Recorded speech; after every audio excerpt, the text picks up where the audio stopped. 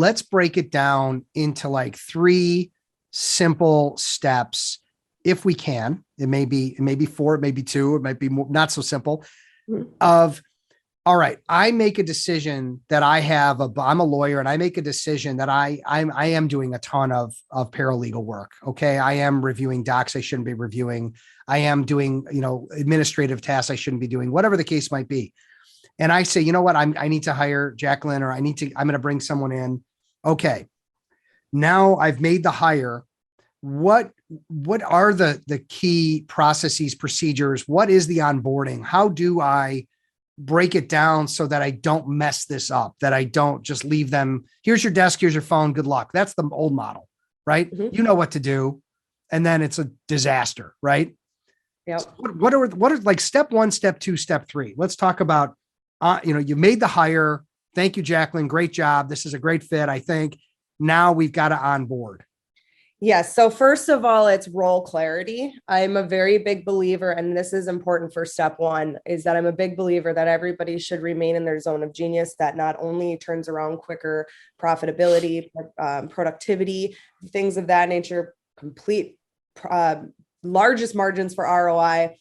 It's going back to what I said, the simplicity form of it. What does everybody do? What is their job? I know in a solo firm, trust me, I was the wearer of all hats. I did all the things all the time for all the people all the time. That was my job. Yeah.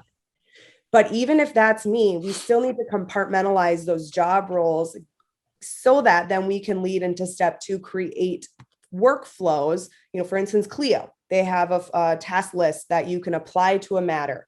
And those task lists are automatically going to be assigned to the paralegal, the legal assistant, the attorney, in a certain workflow procedure. And the reason that's important for groundwork before you bring somebody in is because then you bring them in and every single day, they already have those tasks assigned to them. And whoever's training, whoever's developing them can kind of go through that each day. And as things progress, onboarding is a marathon, not a sprint. It takes time.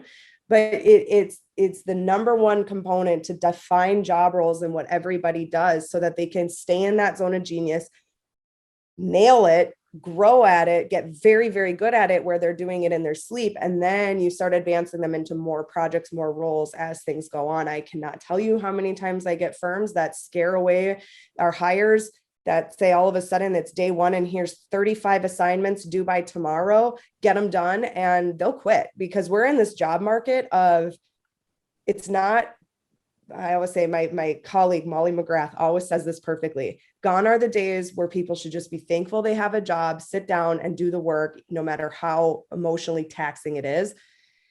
So it's just getting those job roles defined. You should be creating those job roles for that job posting and then putting them in there with your training modules or your training support, however that looks, on each specific role or task they're doing, depending on their experience level, and then developing from there. I hate to make it that simple. I could get into the 8 steps of legal project management and how to actually integrate people into that. But for purposes of time and simplicity, job roles, where we're not just putting them there. And I don't know where you're going to fit in.